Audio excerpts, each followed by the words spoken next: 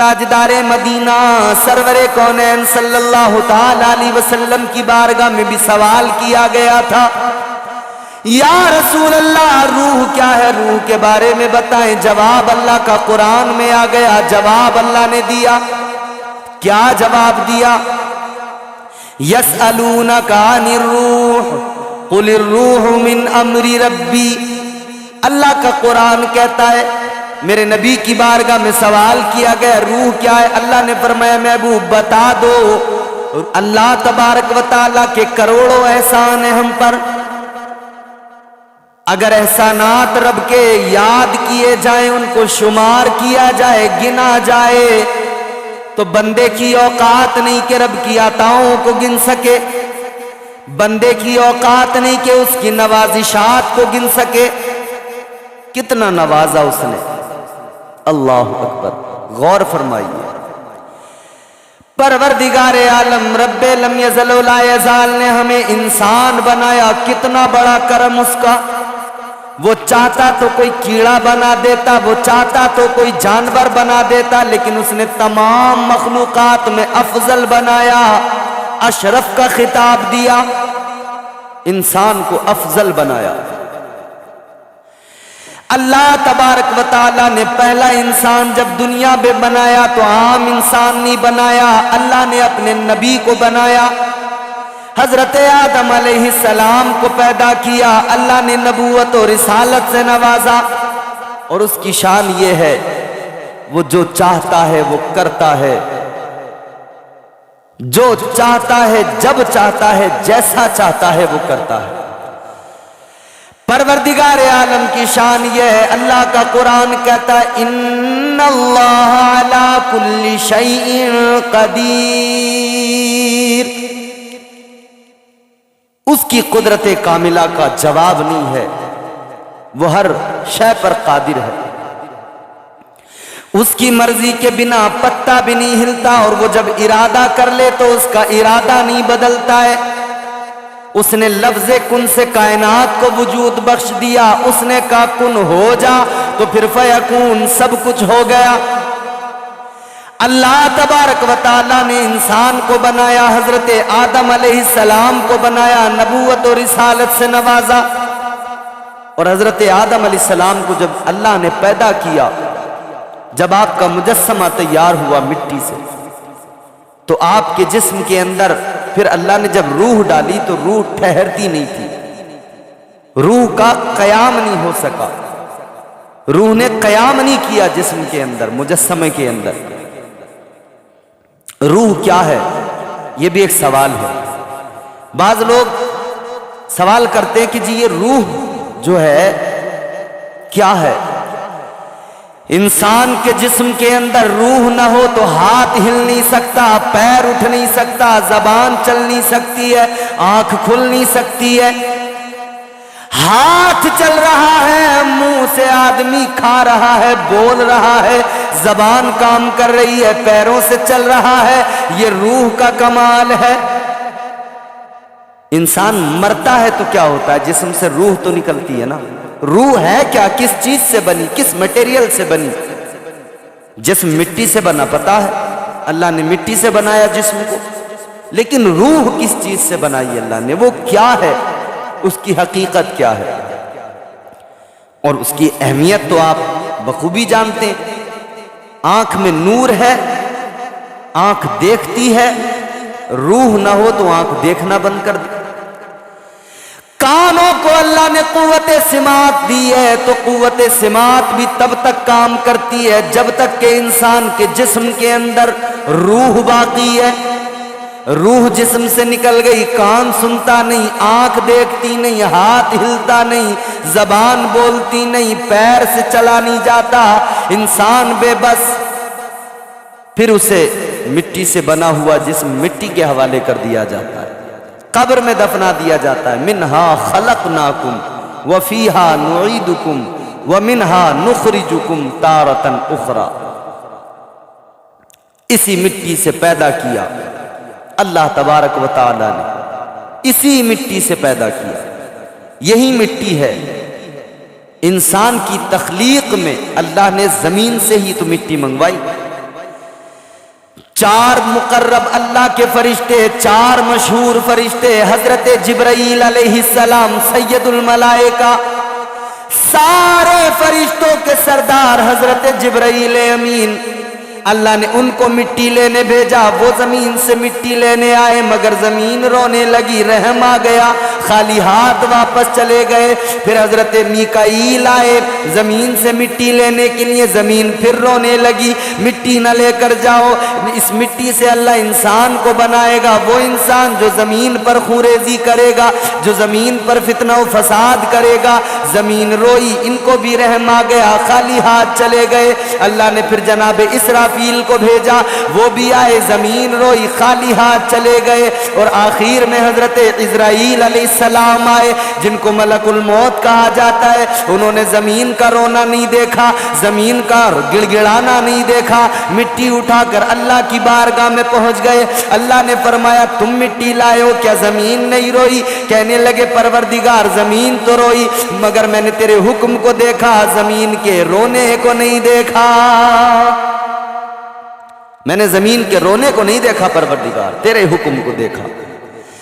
اللہ تبارک و تعالیٰ نے فرمایا تم مٹی لے کر آئے ہو، مٹی سے انسان بنے گا، پھر بعد میں اسی انسان کو پھر مٹی میں ملایا جائے گا، اس کے جسم سے روح نکالی جائے گی، وہ ڈیوٹی بھی تمہاری لگے گی۔ آج مٹی تخلیق کے لیے تم لائے ہو، کل مٹی میں ملایا جائے گا، جسم سے روح بھی تم ہی نکالو گے۔ اللہ نے ڈیوٹی انہی کو دے دی، انہی کو ملک الموت کہا جاتا ہے۔ حضرت عزرائیل علیہ السلام ملک الموت، وہی روح جسم سے نکالتے ہیں۔ میرے عزیزوں غور کرو، اللہ نے جسم میں حضرت آدم علیہ السلام کی روح ڈالی۔ روح کیا ہے؟ میرے آقا نبی اکرم تاجدار مدینہ سرور کونین صلی اللہ تعالی علیہ وسلم کی بارگاہ میں بھی سوال کیا گیا تھا، یا رسول اللہ روح کیا ہے؟ روح کے بارے میں بتائیں۔ جواب اللہ کا قرآن میں آ گیا، جواب اللہ نے دیا۔ کیا جواب دیا؟ یسألونک عن الروح قل الروح من امر ربی۔ اللہ کا قرآن کہتا ہے، میرے نبی کی بارگاہ میں سوال کیا گیا روح کیا ہے؟ اللہ نے فرمایا محبوب بتا دو، روح جو ہے وہ اللہ کا حکم ہے، امر رب ہے۔ روح ایک نور ہے، ایک اجالا ہے، روشنی ہے۔ آپ اپنے گھروں کے اندر روشنی کرتے ہو، اجالا کرتے ہو، وہ اجالا پھیلتا تو ہر جگہ ہے مگر پکڑ میں نہیں آتا۔ روشنی کو قید نہیں کیا جا سکتا ہے، پکڑ میں نہیں آتی ہے۔ اسی طرح سے روح ہے، نور ہے، ایک روشنی ہے، جسم کے اندر ہے۔ جب تک ہے تب تک جسم میں حرکت ہے، جب تک روح ہے دل دھڑک رہا ہے، جب تک روح ہے ہر چیز کام کر رہی ہے۔ روح نکل گئی ہر چیز کام کرنا چھوڑ دیتی ہے۔ اے انسان غور تو کر، اللہ نے کیا کیا تجھے دیا ہے۔ روح جسم میں ڈالی تو پھر ہر جسم کا ہر حصہ ہر عضو کام کرنے لگا۔ اللہ کے احسانات دیکھو یار، اللہ نے روح جسم میں ڈالی ہے۔ جسم کا اور روح کا رشتہ کتنا قریبی، ایک دوسرے سے الگ ہو تو انسان کا وجود ہی ختم ہو جاتا ہے، اسے پھر موت آ جاتی ہے، مر جاتا ہے۔ اور جب تک روح ہے وہ زندہ ہے۔ ایک زندگی یہ ہے۔ اللہ اکبر کبیرہ، جسم کے اندر روح۔ حضرت آدم علیہ السلام کے جسم میں جب اللہ نے روح کو ڈالا، ٹھہری نہیں، روح نے قیام نہیں کیا، باہر نکل آئی۔ دوسری مرتبہ ڈالا پھر بھی نہیں ٹھہری۔ اللہ نے فرمایا روح تو ٹھہرتی کیوں نہیں ہے، قیام کیوں نہیں کرتی؟ کہنے لگی پروردگار جس جسم کے اندر، جس وجود کے اندر تو مجھے ڈال رہا ہے مولا، اس کے اندر اندھیرا ہے، اس کے اندر اندھیرا ہے یا اللہ، اس کے اندر اتنا اندھیرا ہے کہ میں رک نہیں پا رہی ہوں۔ اللہ نے فرمایا اچھا۔ اللہ تبارک و تعالیٰ نے اس اندھیرے کو دور کرنے کے لیے حضرت آدم علیہ السلام کی پیشانی میں نور مصطفیٰ رکھ دیا۔ حضرت آدم अलैहिस्सलाम की पेशानी में मेरे आका का नूर आया, पूरा मुजस्समा मुनव्वर हो गया, पूरा वजूद मुनव्वर हो गया। फिर जब अल्लाह ने रूह को डाला तो रूह हजरत आदम अलैहिस्सलाम के जिस्म के अंदर पहुंची। अल्लाहु अकबर। फिर ठहर गई, कयाम किया उसने। हजरत आदम को छींक आई। जब छींक आई तो सबसे पहला जबान पर जो कलमा आया, सबसे पहला लफ्ज जो आया वो आया अल्हम्दुलिल्लाह। जबान पर पहला लफ्ज अल्हम्दुलिल्लाह, अल्लाह की तारीफ। सबसे पहला जबान पर हजरत आदम अलैहिस्सलाम की जो लफ्ज जो कलमा आया वो अल्हम्दुलिल्लाह ये कलमा आया। और फिर अल्लाह ने जब कुरान नाजिल किया, आखिरी किताब जो मेरे हुजूर पर अल्लाह ने कुरान नाजिल किया, उसकी इब्तिदा भी सूरह फातिहा से हुई, अल्हम्दुलिल्लाह लफ्ज से हुई। अल्हम्दुलिल्लाह रब्बिल आलमीन। तमाम तारीफें परवरदिगार के लिए, उस रब के लिए जो तमाम आलमीन का रब है, तमाम जहानों का खुदा है। ये शान है परवरदिगार की। और मैं बार बार वो शेर पढ़ता हूं, मुझे बड़ा पसंद है। और मेरे बहुत सारे अहबाब, बहुत सारे दोस्त ऐसे हैं जो मुझसे बार बार फरमाइशें भी करते रहते हैं, हजरत वो शेर जरूर सुनाएं, पसंद आता है। गर्दिश में कहां उसके मुकद्दर का सितारा हो, जिसको मयस्सर तेरी रहमत का सहारा। तन्हा है, अकेला है, तू यकता है, अहद है, गैरत तेरी करती नहीं शिरकत को गवारा।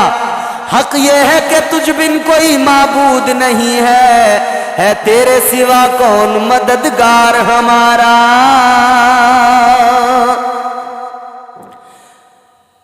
तो अल्लाह की जात, परवरदिगार की जात, अल्लाह अकबर। दस्तगीरी मेरी तन्हाई की तूने ही तो की, मैं तो मर जाता अगर साथ न होता तेरा।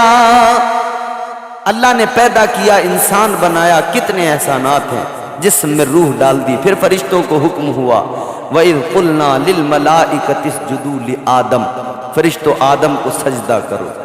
सारे फरिश्तों ने ताज़ीमी सजदा किया, इब्लीस ने नहीं किया। क्यों नहीं किया? अकड़ गया। गुरूर, घमंड, तकब्बुर, हसद। तो ये भी बात वाज़ेह हो जाती है कि गुरूर और घमंड जिसके अंदर पैदा हो जाए, ये शैतान की क्वालिटियां हैं। हालांकि इसे क्वालिटी भी नहीं कहनी चाहिए, क्वालिटी तो उसे कहते हैं जो अच्छी चीज हो, अच्छी सिफत को क्वालिटी कहा जाए। ये तो खराबियां हैं। तो शैतान की तमाम चीजें आज इंसानों के अंदर आ गई, मुसलमानों के अंदर। शैतान के अंदर गुरूर, घमंड, तकब्बुर, हसद, कीना, बुग़्ज़। इंसान के अंदर भी आज देखो मुसलमान है मगर उसके दिल के अंदर कीना भी है, बुग़्ज़ भी है, हसद भी है, वो घमंड भी करता है, उसे गुरूर भी है, तकब्बुर भी है। तकब्बुर बड़ी खराबी है, गुरूर, घमंड बड़ी खराबी है। वो हमारे संभल से हमारे उस्ताद हैं, शायर, बहुत अजीम शायर डॉक्टर मुनव्वर ताबिश संभली साहब, उन्होंने बड़ी अच्छी बात कही। उन्होंने कहा, उनका एक मतला बड़ा खूबसूरत, अखलाक की दौलत से कभी दूर न होना, अखलाक की दौलत से कभी दूर न होना, कौनैन भी मिल जाए तो मगरूर न होना। इंसान के अंदर अखलाक होना चाहिए, उसके अंदर गुरूर, घमंड, तकब्बुर ना हो, उसके अंदर नरमी हो, झुकाव हो। इस्लाम यही तो सिखाता है, नरमी पैदा करो अपने अंदर, गुरूर, घमंड, तकब्बुर निकाल दो। गमज़दों के वास्ते गमखार होना चाहिए, जिंदगी जीने का एक मेयार होना चाहिए। माल दौलत, शान शौकत पास चाहे कुछ न हो, आदमी को साहिबे किरदार होना चाहिए। किरदार की दौलत इंसान के अंदर है, बड़ी दौलत है किरदार की दौलत। और जिसके अंदर ये नहीं, उसके अंदर कुछ नहीं। गमज़दों का वो कभी गमखार हो सकता नहीं, खुद गरज इंसान सच्चा यार हो सकता नहीं। अपने मतलब के लिए जो दोस्तों को छोड़ दे, आदमी वो साहिबे किरदार हो सकता नहीं। غرور پیدا ہوا شیطان کے اندر، گھمنڈ، میں آگ سے بنا ہوں، یہ مٹی سے بنا ہے، میں افضل ہوں، میں برتر ہوں۔ انا، آج بھی تو یہی ہوتا ہے، ہم کہتے ہیں میں افضل ہوں، میں اعلیٰ ہوں، میں بہت عظیم انسان ہوں۔ انا اس قدر ہے انسان کے اندر، دوسرے کو کچھ سمجھنے کو تیار نہیں۔ 4 پیسے اللہ نے دے دیے، کسی کو غریب کو منہ لگانے کو تیار نہیں۔ ارے شیطان نے کتنے سجدے کیے جانتے ہو؟ فرمایا گیا اگر شیطان کے سجدوں کو زمین پر پھیلایا جائے، شیطان نے اتنے سجدے کیے، اگر اس کے سجدوں کو زمین پر پھیلایا جائے، ایک رائی کے دانے کے رکھنے کی بھی جگہ زمین پر باقی نہ رہے، اتنے سجدے کیے، مگر جب اکڑ گیا، غرور اس کے اندر آیا، ایک سجدہ غرور تکبر کی بنیاد پر حکم خدا کا انکار کر دیا، ایک تعظیمی سجدہ نہیں کیا، عبادت کے سجدے ہزاروں لاکھوں کیے، ایک تعظیم کا سجدہ نہیں کیا، حکم خدا پر عمل نہیں کیا، اللہ نے مردود بنا دیا، اللہ نے لعنت کا طوق اس کے گلے میں ڈال دیا۔ تو پتہ یہ چلا غرور کی بنیاد پر اللہ لعنت کا طوق گلے میں ڈال دیتا ہے۔ اے لوگو، غرور گھمنڈ کو اپنے اندر کبھی نہ آنے دینا، اس لیے کہ اگر غرور آ گیا تو اللہ کی لعنت کو بھی ساتھ لے کر آئے گا۔ اگر گھمنڈ آ گیا تو لعنت اللہ کی ساتھ میں آئے گی، اس بات کو یاد رکھنا، کبھی غرور نہ کرنا۔ اخلاق کی دولت سے کبھی دور نہ ہونا، کونین بھی مل جائے تو مغرور نہ ہونا۔ اور یہ غرور انسان کو تباہ کر دیتا ہے، یہ تکبر تباہ کر دیتا۔ آج آپ دیکھیں بڑے بڑے بادشاہ دنیا میں ہوئے، بڑے بڑے طاقتور لوگ ہوئے، فرعون جیسا بادشاہ بھی ہوا 450 سال تک، جس کے سر میں بھی درد نہیں ہوا، نمرود جیسا بادشاہ بھی ہوا، شداد جیسا بھی بادشاہ ہوا، اس کی دولت کتنی، اس نے دنیا میں جنت بنوائی۔ قارون جیسا مالدار ہوا، جس کے پاس بڑی دولت، بڑے خزانے، مگر غور تو کرو اللہ نے کیا انجام کیا ان کو۔ قارون زمین میں دھنس گیا، نمرود کو ایک مچھر نے، لنگڑے مچھر نے دماغ کھا کھا کے مار ڈالا، فرعون دریا میں غرق ہو گیا۔ کس لیے؟ انہیں گھمنڈ تھا کہ ہم بہت طاقتور ہیں۔ اللہ نے گھمنڈ نمرود کا توڑا کہ تیری طاقت، تیری اوقات، تیری بساط کیا ہے، میں جب چاہوں تیرے جیسے بڑے بڑے طاقتوروں کو ختم کر دوں، تو اپنی طاقت پہ گھمنڈ کرتا ہے۔ ایک مچھر تیری طاقت کے گھمنڈ کو توڑنے کے لیے کافی ہے، ایک لنگڑے مچھر نے سارا گھمنڈ توڑ دیا۔ چہرہ قمر کا ابر سے کالا کرا دیا، جگنوں سے تو نے مولا اجالا کرا دیا، جب بھی حفاظتوں پہ کرم آ گیا تیرا، مکڑی سے غارے سور میں جالا کرا دیا۔ مارنے پہ آئے تو لنگڑے مچھر سے مروا دے، اور بچانے پہ آئے تو مکڑی کے جالے سے حفاظت فرما دے، یہ اس کی شان ہے۔ مگر جو اکڑتا ہے اللہ اسے ذلیل کر دیتا ہے، اللہ اکڑنے والے کو رسوا کر دیتا ہے، ذلیل کر دیتا ہے، لعنت اس پر اللہ کی آتی ہے۔ نمرود کو ایک مچھر سے اللہ نے، تو اکڑے گا، ارے کتنی طاقت رکھتے ہو، کوئی انسان کتنی طاقت رکھتا ہے، کیا کر سکتا ہے، اوقات کیا ہے انسان کی۔ مٹی سے پیدا ہونے والا انسان اپنے آپ کو نہ جانے سمجھتا کیا، مگر اس کی اوقات کیا ہے۔ اللہ تبارک و تعالیٰ نے فرما دیا قرآن مجید کے اندر، اللہ نے اعلان کر دیا، یا معشر الجن والانس ان استطعتم ان تنفذوا من اقطار السماوات والارض فانفذوا لا تنفذون الا بسلطان۔ اللہ نے اعلان کر دیا، چاہے جتنا زور لگا لو، سارے انسانوں کو جمع کر لو، دنیا کے سارے جنات کو جمع کر لو، پھر پوری طاقت لگا لو، جتنا زور لگانا لگا لو، مگر یاد رکھنا جہاں بھی جاؤ گے اللہ کی طاقت کا نظارہ کرو گے، اللہ کی قدرت دیکھو گے، اللہ کی طاقت کے جلوے دیکھو گے۔ کسی میں اوقات ہے جو پروردگار عالم سے ٹکرائے، اللہ سے ٹکرانے کی ہمت کو جسارت رکھتا ہے؟ نمرود نے تو کہا تھا میں رب کے ساتھ جنگ کروں گا۔ حضرت ابراہیم علیہ السلام نے دعوت حق دی اسے، وہ کہنے لگا میں تمہارے کسی خدا کو نہیں مانتا، میں خود خدا ہوں، اور اگر تم کہتے ہو تمہارا کوئی خدا ہے، تم کسی آسمانی خدا کو مانتے ہو، تو میں اس خدا سے اعلان جنگ کرتا ہوں، میں اس سے جنگ کروں گا۔ خدا سے جنگ کرنے کا اعلان کر دیا۔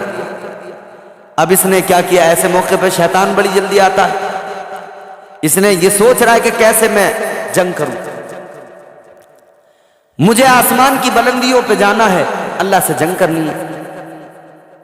حالانکہ اہل سنت والجماعت کا عقیدہ یہ ہے کہ اللہ ہر جگہ موجود ہے۔ بعض لوگوں کا نظریہ اور عقیدہ یہ ہے کہ اللہ آسمانوں پر ہے، شاید نمرود بھی یہی نظریہ رکھتا ہوگا اس وقت میں کہ ان کا خدا آسمانوں پر ہے۔ اس نے کہا میں اس خدا سے جنگ کروں گا۔ 2 گدھ پالے گئے، شیطان نے آئیڈیا دے دیا گدھ پالو، بڑے بڑے گدھ پالے گئے، گدھ پالے گئے، بڑے بڑے گدھ، بہت کھلایا پلایا انہیں، تیار کیا، طاقتور۔ اور ان گدھوں کو پالنے کے بعد میں انہیں کئی دن تک بھوکا رکھا گیا، اور کئی دن بھوکا رکھنے کے بعد میں ان کے سروں کے اوپر کو گوشت کے ٹکڑے باندھے گئے تاکہ وہ بھوک کی وجہ سے گوشت کی طرف بڑھیں، اور نیچے اپنے بیٹھنے کے لیے کچھ انتظام کیا گیا کہ گدھ جب گوشت کو دیکھ کر اوپر کو اڑیں گے تو وہ اوپر کو اڑتے جائیں گے، اور یہ نیچے اس میں بیٹھے ہوں گے۔ اپنے بیٹھنے کا جو انتظام کیا انہوں نے، نمرود نے انتظام کروا لیا، شیطان نے آئیڈیا دے دیا اوپر کو گوشت باندھو، کئی دن بھوکا رکھا ان گدھوں۔ اب گدھوں نے اڑنا شروع کر دیا، نمرود بیٹھ گیا اس کے اندر، گدھوں نے اڑنا شروع کر دیا، اڑنے لگے، اڑتے گئے، اوپر کو جاتے گئے، جب بہت بلندی پر پہنچ گئے گدھ، اللہ اکبر کبیرہ، اس نے تیر نکالا اور یوں تیر نکال کے چلانے لگا، کہنے لگا میں خدا کو قتل کروں گا، خدا کے تیر ماروں گا معاذ اللہ۔ اللہ اکبر، جب اس نے تیر چلایا، اللہ نے بلبل سدرہ سے فرما دیا اے جبرائیل یہ آیا ہے اور یہ چاہتا ہے کہ یہ مجھ سے جنگ کرنا چاہتا ہے۔ جبرائیل آ گیا ہے اور یہ آسمانوں کی بلندی کی طرف آ رہا ہے، تو بلبل سدرہ ایک کام کرو، اس کا وہم جو ہے بنا رہنے دو، ایک مچھلی لے کر جاؤ، یہ تیر چلائے گا، وہ تیر مچھلی میں لگے گا، تیر خون آلود ہو کر اس کے پاس میں واپس جائے گا، یہ تیر پر خون لگا دیکھے گا۔ اللہ اکبر کبیرہ، بالکل ایسا ہی ہوا، اس نے تیر چلایا، بلبل سدرہ نے جنت سے مچھلی لے کر آئے، مچھلی میں تیر لگا، خون میں بھیگا ہوا تیر واپس آیا، اس نے کہا میں نے خدا کو مار دیا، قتل کر دیا معاذ اللہ۔ اب وہ گوشت جو اوپر گدھوں کے سر پہ بندھا تھا وہاں سے کھول کر نیچے پیروں کی طرف باندھ دیا گیا۔ اب گدھوں نے گوشت کو نیچے دیکھا تو نیچے کو آنے لگے، اسی طرح سے وہ نیچے زمین پر آ گئے۔ نمرود تیر دکھا دکھا کے لوگوں کو کہنے لگا اے لوگوں دیکھو میں نے ابراہیم کے خدا کو قتل کر دیا ہے، میں نے ابراہیم کے خدا کو مار دیا ہے معاذ اللہ۔ حضرت ابراہیم علیہ السلام نے فرمایا او نادان وہم نکال دے، او نادان تو سمجھتا ہے میرا خدا کوئی جسم رکھتا ہے کہ تو نے اس کو تیر مارا وہ مر جائے گا؟ یاد رکھ لے میرا رب تو وہ ہے، میرا پروردگار تو وہ ہے جو ہمیشہ سے ہے، ہمیشہ رہے گا، نہ اسے کوئی مار سکتا ہے نہ اسے کبھی موت آ سکتی ہے۔ موت کو تو خود اس نے پیدا کیا ہے، اسے کیا موت آئے گی؟ موت کو اللہ نے پیدا کیا ہے، موت بھی ایک مخلوق ہے، موت کو تو موت آئے گی مگر اللہ ہمیشہ سے ہے، ہمیشہ رہے گا، وہ وحدہ لا شریک ہے، وہ اکیلا ہے۔ یہ پھر بھی نہیں مانا نمرود، پھر بھی سرکشی کرتا رہا۔ پھر حضرت ابراہیم علیہ السلام نے جب اللہ کی بارگاہ میں ہاتھ اٹھائے، اللہ نے پھر مچھروں کی فوج بھیج دی، مچھروں کی فوج آ گئی۔ نمرود تو بڑی طاقت پہ گھمنڈ کرتا ہے نا، تیری فوج کے لیے اللہ کے بھیجے ہوئے مچھر کافی ہیں۔ مچھروں نے ساری فوج کو ختم کر دیا، مار ڈالا۔ نمرود کی ناک کے راستے سے ایک مچھر دماغ میں پہنچ گیا، دماغ کو کھانے لگا، لنگڑا تھا، جب دماغ میں وہ ڈنک مارتا تھا دماغ کو کھاتا تھا، یہ بے چین ہوتا تھا، تڑپتا تھا۔ بڑے بڑے حکیم بلائے, بڑے بڑے طبیب بلائے علاج کرانے کے لیے, کوئی تو علاج کر دے, مگر کون علاج کرے؟ جب رب کا عذاب آتا ہے کوئی دوائی کام نہیں کرتی.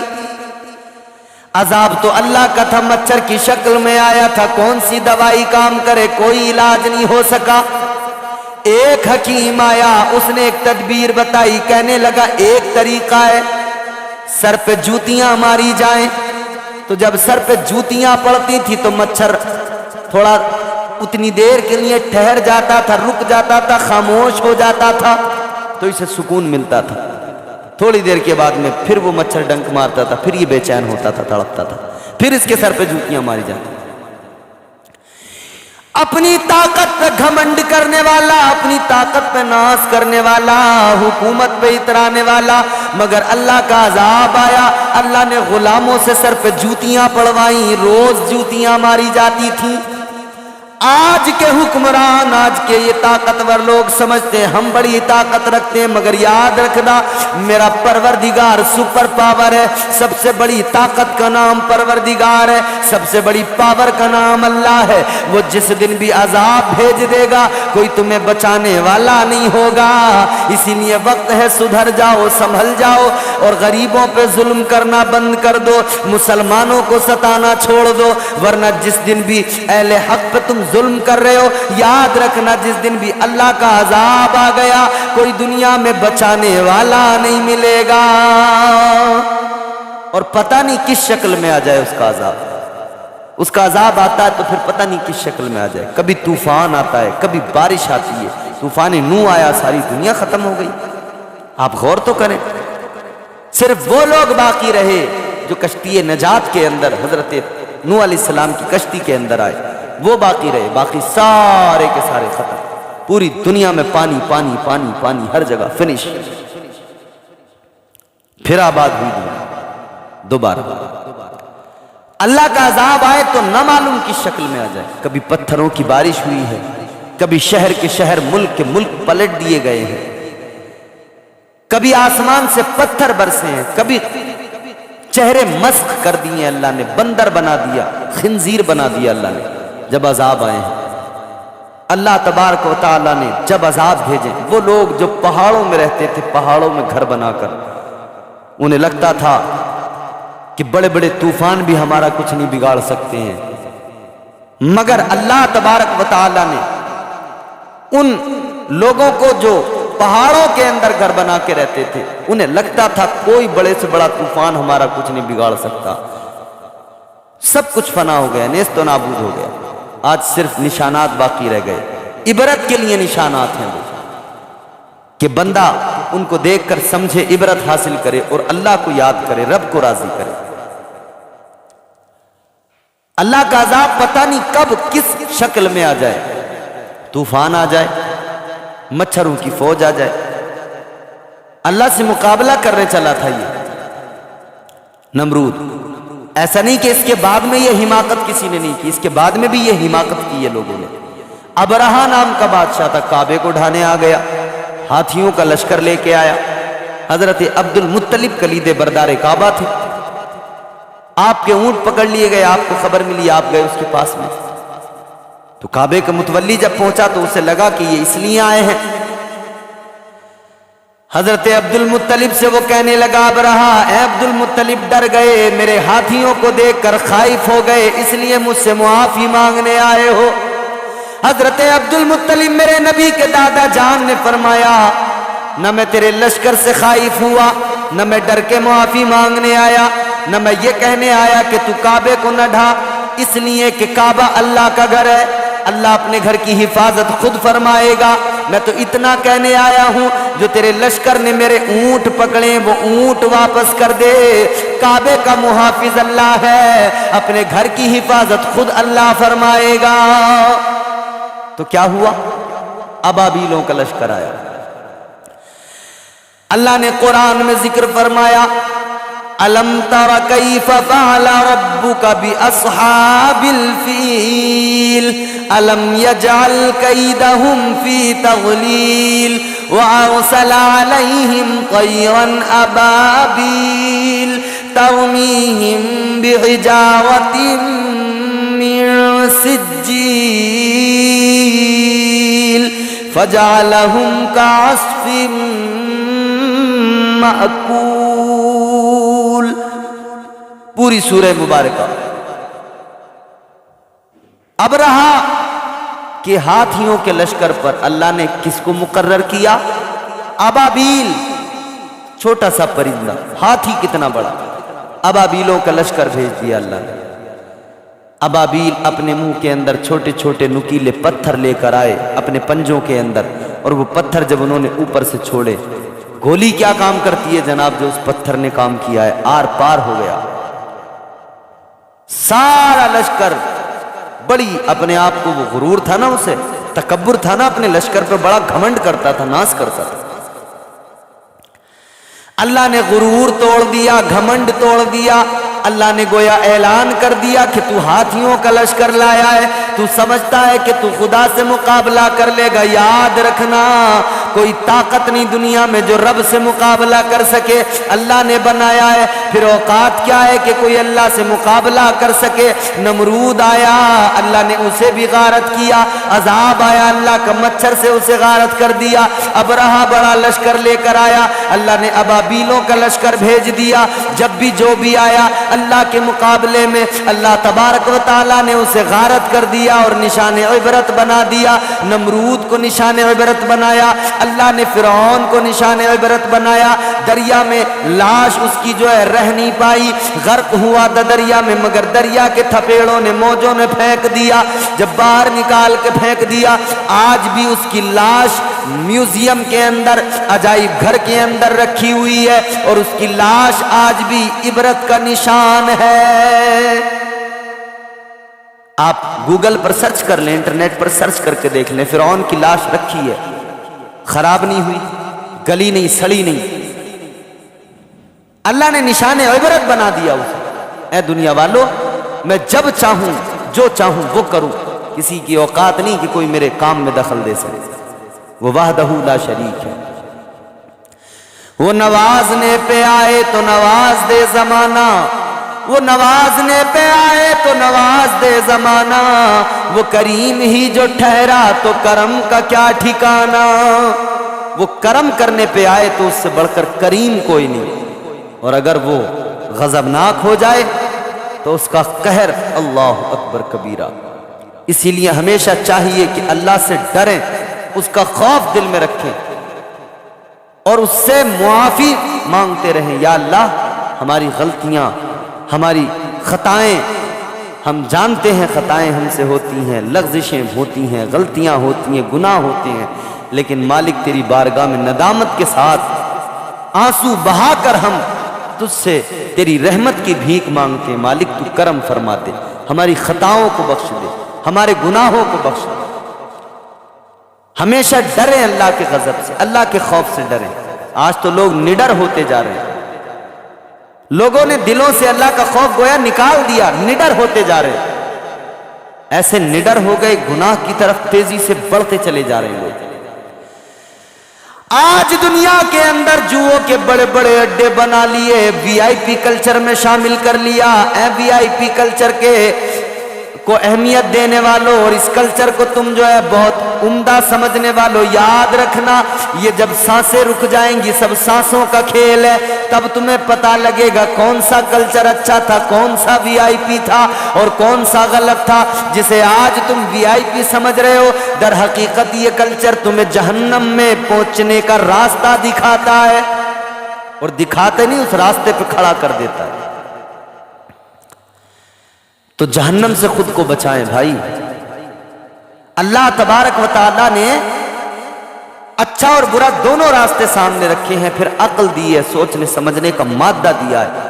اب بندے کو فیصلہ کرنا ہے، طے کرنا ہے کہ مجھے اچھے راستے پہ جانا ہے یا اس غلط راستے پہ جانا ہے. یہ فیصلہ خود کو کرنا ہے. تو خود یہ فیصلہ کریں کہ ہمیں کس راستے کو چننا ہے، کس راستے پہ ہمیں جانا ہے. یہ فیصلہ خود کیجئے. اللہ نے عقل دی ہے. بھئی سامنے شربت ایک گلاس میں رکھا ہو، ایک گلاس میں شراب رکھی ہو. اب بندے کے پاس عقل ہے، وہ سوچ تو سکتا ہے نا کہ اگر میں نے شراب کا گلاس اٹھایا تو نشہ ہوگا، اور نشہ ہوگا تو پھر میں نالیوں میں گرتا پھروں گا، ماں بہن بیٹی کا فرق ختم ہو جائے گا، زبان سے گالیاں نکلیں گی، شراب اگر پی تو حرام اسی لیے تو ہے، قطعی طور پہ شراب حرام۔ تو پھر انسان کی عقل کام کرتی ہے، اسے فیصلہ دیتی ہے شراب پیے گا نقصان میں رہے گا، شراب پیے گا خسارے میں رہے گا، اور اگر شربت پیا تازگی ملے گی، روح کو تازگی ملے گی، توانائی ملے گی، سکون ملے گا، پیاس بجھے گی، دل کو ٹھنڈک ملے گی۔ تو شربت پینا مفید ہے یا شراب پینا مفید ہے؟ انسان کی عقل فوراً فیصلہ دیتی ہے کہ شراب مفید نہیں ہے، شربت مفید ہے، تو شربت پیا جائے۔ اچھائی اور برائی دو راستے ہیں، اچھائی کا راستہ جنت کو جاتا ہے، برائی کا راستہ جہنم کو جاتا ہے۔ چنو راستہ، کون سا راستہ چنو گے؟ ایک اچھائی کا راستہ، ایک برائی کا۔ ہر انسان اگر یہ اپنی عقل سے سوچ کر فیصلہ کر لے کہ میں جنت والا راستہ چنوں، قسم خدا کی ساری خرابیاں خود بخود اس کے اندر کی دور ہو جائیں گی۔